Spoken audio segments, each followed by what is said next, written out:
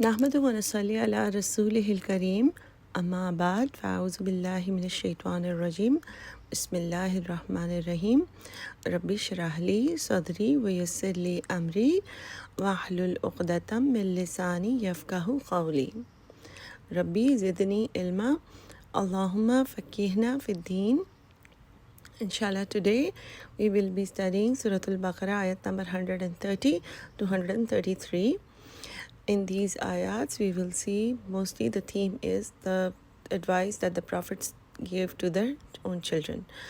And the learning that we will have in this is also like the constant advice that the parents, a Muslim parent, should give. And it's not just the advice, it's also the role modeling, it's also how you live your life, all those things. Plus, basic theme is also Ibrahim alayhi salam. In the past few lessons, we see that Allah subhanahu wa ta'ala is showing to all the people of the book, everyone, that the religion has always been the same, that deen is always Islam. All the prophets brought the same religion, had the same message, and it is just the people who made became Jews and Christians and all the other different names that they call themselves. As you will see, Allah subhanahu wa ta'ala mentions that the prophets asked their children, which religion are you going to follow after me? And they said, the religion of you and your forefathers and your forefathers, and then the names of all the prophets are there. So let's start from 130, inshallah. أعوذ بالله من الشيطان الرجيم بسم الله الرحمن الرحيم و and man who يرغب راغين با. Raghab means either to turn towards or turn away. Over here it means who will turn away on from millati, millat, creed, religion, Ibrahim, of Ibrahim. Illa except man, whoever is safiha, foolish, nafsahu, nafs, who, their own nafs, by himself, somebody who is fooled by their own self. So who will turn away from the religion of Ibrahim except those who are fooled away by himself. And laqad, indeed, astafaynahu, the root is swad fa waw, just like the Urdu word safai, cleanliness, also comes from there. So astafayna is chosen because of their cleanliness. Okay, because of, it could be the cleanliness or purity of soul, purity of character, purity of like physically pure and spiritually pure. So walaqad, and indeed, astafaynahu, we chose him, fi, in ad-dunya, in the world.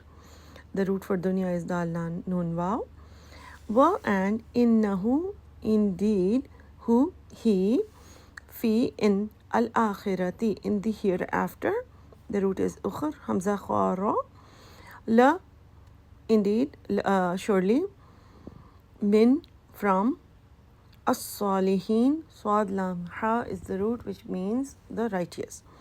So Allah subhanahu wa ta'ala mentions in ayat number 130, it's like in the previous two lessons we studied about Ibrahim alayhi salam and his virtues and how he was tested and he got so many azmaish in his life, and Allah subhanahu wa ta'ala honors him by saying that he passed all the tests. And then Allah mentions the du'as that he made with the honor that Allah has given him by keeping like whatever the actions of Ibrahim alayhi salam and his wife and his children. Allah subhanahu wa ta'ala has made those symbols part of our Hajj rituals and Umrah rituals.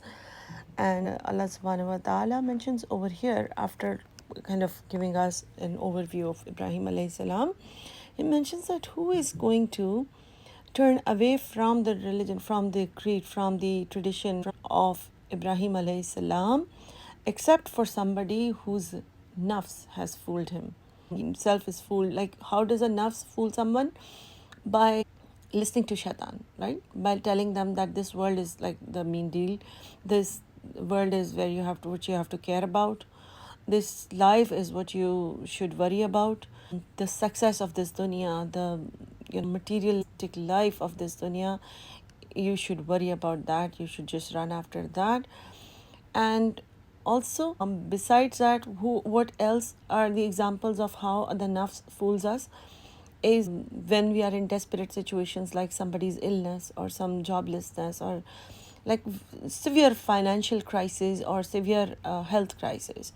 What happens is that we become so desperate. We think that, oh, Allah is not listening to us, or even if we don't say it in so many words, we start resorting to other gods, sometimes officially and sometimes just by thinking, oh, this shrine, if you go to this place, this will happen. And if you just go and tie a knot over there on that tree where this old man is, he's very religious and he makes dua, and if you make dua in front of him, or if you tell him, and if he ties a knot in front of you on that tree and stuff like that.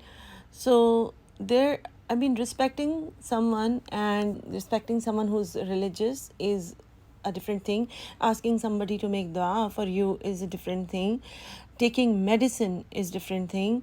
But doing things which are not allowed by our religion, by almost like making somebody else the god, or just worshipping or thinking that somebody will intercede for us in front of Allah subhanahu wa ta'ala. We know that Allah subhanahu wa ta'ala listens to du'as.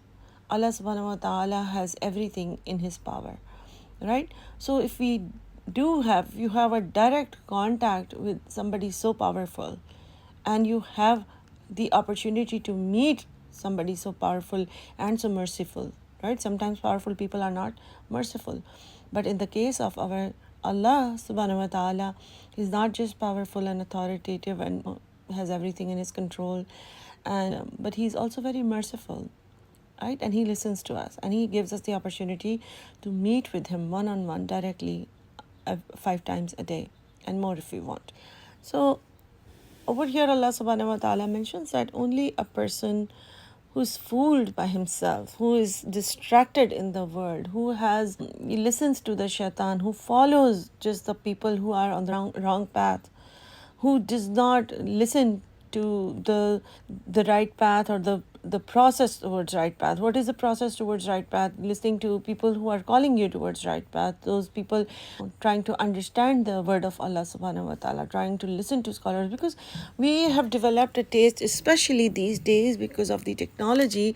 Instead of using it as a platform to learn more about Islam and get more strengthening our Islam more, we've become, especially the most concern is for our next generation, that we've become really fast paced, in the sense that our focal length span is also very little now. We just want to see something that can explain something really at 2x and faster speed, and everything is fast, and quickly jokes and quick dance moves and quick small little videos and movies, and or little something that is written in a very short form, in point forms and everything. So that could be fine if we are using this as a platform to help us get stronger in our deen. But if shaitan tells us one after the other, after these reels and those things, they don't end. So we are fooled by our own nafs, by following and wasting and so much of our time, and thinking that we are not doing any sin. But it is not a sin, but it's not the millat of Ibrahim. What is the millat of Ibrahim alayhi salam? To spend each and every second of your life in the obedience of Allah subhanahu wa ta'ala. Now that does not mean that you have to sit on the prayer mat the whole day, or you have to have the tasbih or the beads in your hands the whole day. It means to do every single thing, whatever decision you're making, even while you're sleeping. You're thinking that, okay, this is the sunnah of my prophet. Let me, instead of like sleeping mindlessly, let me just start by sleeping on the right hand side. Let me just do wudu and then sleep, and to be able to visualize the rewards that are tied up with everything. Allah subhanahu wa ta'ala has made our deen very simple, if we want to think of it as simple. All we have to do is to have a mindset that I want to do this. I want to protect myself, and Allah has showed us ways, the shields, the morning and evening du'as, right? So I'm just trying to explain. Sometimes we think that, okay, somebody who's fooled by their own nafs means that safiha means somebody who's foolish, safa, right? So somebody who's deceived, and or more towards foolish, silly. somebody who does not have any value, like somebody who is deceived might be a valuable person, but fool safa has more towards the meaning that somebody who is not very valuable, who does not have any weight in what they say. So Allah subhanahu wa ta'ala over here tells us that people who are more graceful, who are more willing to follow, like, if you're more persuasive in what you want to achieve, then if you want to excel, then you have to understand that the creed, the millat of Ibrahim alayhi salam is the way to go. And what is it? It sounds like in these days, people who have made this phrase that, okay, Islam should be balanced and religion should be balanced, they think the balance is to do the wrong things and right things just equally, so there is an average that comes out. We're not talking about average here. The balance of religion is to put it in our lives in every day. Like, we get the rewards of following the Islam, of following our deen, even if we are doing the things, the small decisions that we are making them right. It does not have to be only like worshipping, like following any ritual. We can be doing our daily chores and thinking about, what Allah wants me to do, how Allah wants me to think about a certain person. What should I, if I'm making a phone call, what should be the conversation be around? And small little things. Sometimes we are even doing really nice things, like, if somebody's sick and we're calling to ask them how they're feeling, just the niyyah, just the feeling that my Allah wants me to do this, and I'm getting the reward of, collecting the fruits of Jannah while I'm visiting a sick or while I'm calling them. So keeping in mind Allah all the time gives us the reward of worshipping Allah, even if we are like sleeping, or we are just, traveling, or we are enjoying things, we are eating, and all, even these things that are our bodily needs. But keeping in mind what is the sunnah, or how Allah wants us to do it, it's going to add a lot of barakah in your life, because however way we live our life, inside we all want the best for our kids. We don't want our kids to touch fire in this world, and we don't want all start getting worried that, oh, I hope they don't have bad friends, I hope they have good company. We're all always worried that our kids should do the right thing, they should be nice, they should be respectful. I haven't met anyone who would say that, oh, I don't care if they are disrespectful to anyone. Everyone loves it when their kid is nice and kind and respectful and all that things, right? So you can only achieve that when you yourself is following that. Ismail alayhi salam was not even living in the early years of his life with his father, right? We all know that. But when the soul is pure, then Allah subhanahu wa ta'ala helps us in even raising our kids. There are sometimes tests. Yes, in his test, we only see obedience. We don't see the obedience coming from the father's part. But if you also take that as an example, that he didn't have a good father, like he didn't have somebody who, his father was not, it was not only the religion that was a problem. His father was the kind of person who would not think twice putting his son in fire. He was the one who made the whole plot about having a big giant fire and putting Ibrahim alayhi salam in it, right? So he was a very strict, strict that in today's world we would say, oh, that would cause trauma to a child, right? But Allah subhanahu wa ta'ala wanted to have Ibrahim alayhi salam born there, so he did. The same lineage, we will see the Ibrahim alayhi salam's father Azar. We see that from an evil person, a very pure person can come, right? Even if he was being raised actively by his father Azar. And Ibrahim alayhi salam got the son Ismail and Ishaq, even if Ismail alayhi salam was not actively being raised by Ibrahim alayhi salam. So my point is that if you follow the tradition of the creed, the millat of Ibrahim alayhi salam, Allah subhanahu wa ta'ala will put barakah in your life, even if you're not able to control some of the things in your life at some moments, at some point. Maybe if he was a parent like us, he would think that I'm not even able to raise my kid. I don't know what he will learn. And because he was a good Muslim, maybe as a Muslim also sometimes we have these worries that, I don't know what I did wrong. Why is my kid like this? Why is he making such decisions? Because there are sometimes our kids are making wrong decisions. They are in teenagers and there are very hurtful moments in our life.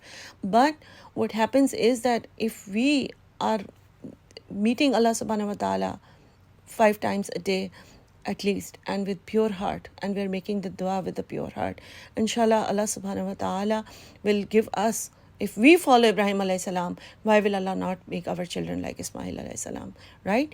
So inshallah, keep this in mind, that Allah subhanahu wa ta'ala mentions that who will turn away from the religion of Ibrahim except for those who are fooled by their own nafs. وَلَقَدْ اسْتَفَيْنَاهُ, and indeed we chose him, Allah chose him, for dunya, in the world. Allah gave him a lot of respect.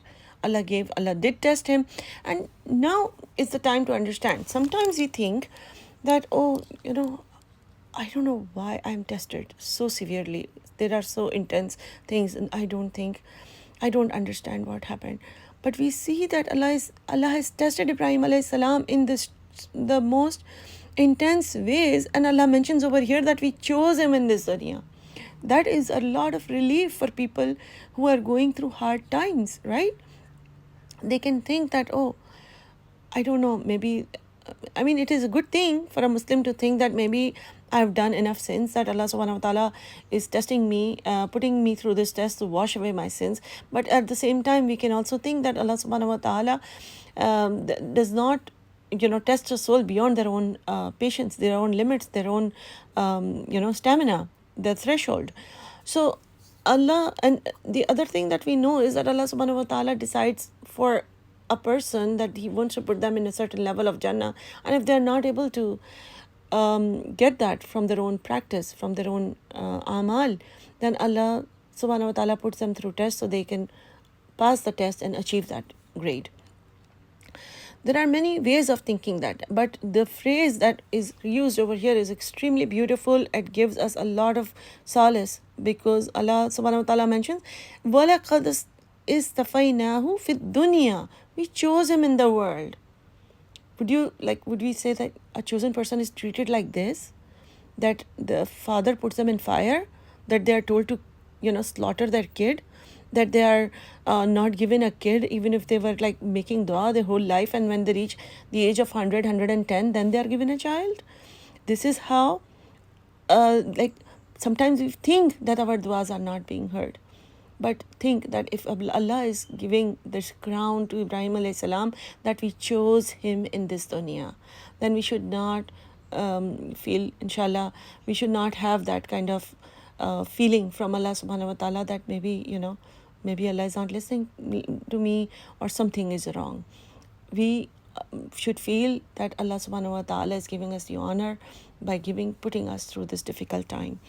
And innahu, indeed he, fil akhirati, and in the hereafter, lamina salihin, and he will be in the salihin. So it's like a good news. He will be in the righteous, because he passed the test. If you live this small life of this dunya in the best way possible, in the way that Allah subhanahu wa ta'ala has taught us to, and Allah subhanahu wa ta'ala mentions the millat al-Ibrahim, the creed, the following of Ibrahim, the small, the ways of Ibrahim alayhi salam, then we will also be, inshallah, among the salihin.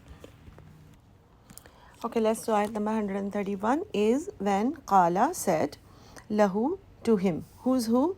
Ibrahim alayhi salam. Rabbuhu, his Lord.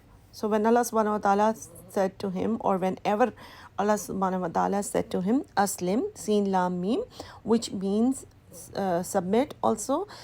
Basically it means, something like peace.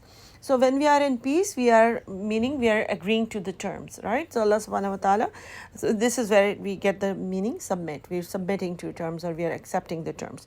So whenever Allah subhanahu wa ta'ala said to him submit, or whenever Allah subhanahu wa ta'ala said anything to him to do, Qala, he said, Ibrahim alayhi salam said, Aslamtu, means I have submitted myself.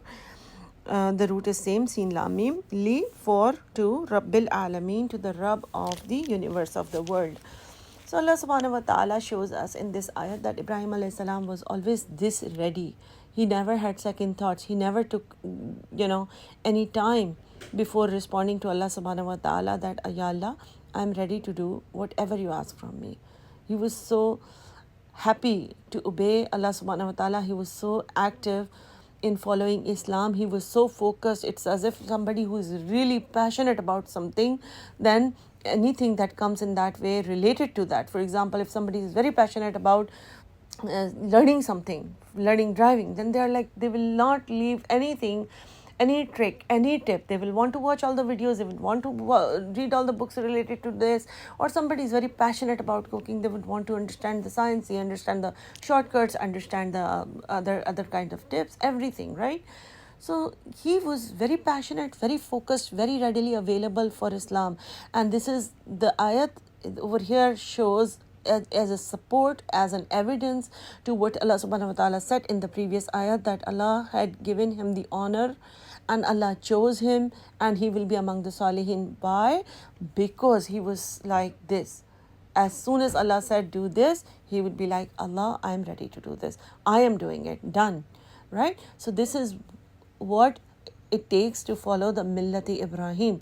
Also, this ayat in support of the previous ayat to show us what it means to follow the Millat Ibrahim. And whoever doesn't follow it's not something a neutral thing. Whoever does not follow the creed of Ibrahim alayhi salam, they are fooled by their nafs. Let's read the ayat number 132. So this is like 130 and 131 are like supporting evidence after the claim. 132, Allah subhanahu wa ta'ala, 132 and 133 is what generally the prophets have enjoined or always told their children. Wasiyat is something said very strongly, advice which is not light, right? Something that is really serious and grave matter. So wasiyat is usually taken as something that a person says. It's understood that this is something that a person says before they are dying, right? So, but at the same time, it does not have to be done on the deathbed. Just as sometimes we understand from that, okay, somebody did a wasiyat and we think that it is only at the time of death. No, you can do the wasiyat to your children, to your family, even while you're alive and doing well, that, okay, after me, please do this. After me, please keep this. So keep in mind that the prophets, when we read the rest of this ayat, do not think that it is only on the time of death that they ask these questions or said this to their children. It is even in their lifetime. If you remind your child every day something, then it will sit and it will be strengthened in their minds that this is something really important to my parent. This is a priority. Okay, so vavassa and enjoined. The root for vavassa is vav swad ya biha it Ibrahim alayhi salam banihi, to his son. Banihi is a plural of bani, banun ya, which means son. Wa and Yaqub alayhi salam. Ya Bunayya. Who was how are they related? Ibrahim alayhi salam had the son Ishaq. Ishaq alayhi salam had the son Yaqub alayhi salam. So he's a grandchild. And Allah subhanahu wa ta'ala is mentioning especially the name of Yaqub alayhi salam over here because Yaqub alayhi salam's nickname was Israel, and Bani Israel and the whole Jewish thing starts from there. So Allah mentions that Ibrahim alayhi salam was a Muslim and Yaqub alayhi salam was his grandchild who was also a Muslim. And Yaqub alayhi salam asked his children, and therefore you're all Muslims, you're all the same religion. The message was exactly the same. Allah never made the religions Jew or Christians. So Islam was always the religion. Wa Yaqubu, and Yaqub alayhi salam. Ya Baniya, O my sons. Same root, Bani. Inna Allaha, indeed Allah, istafa, sad, fa, wow, same roots, something that is chosen, and in the bracket you can think chosen for the purity.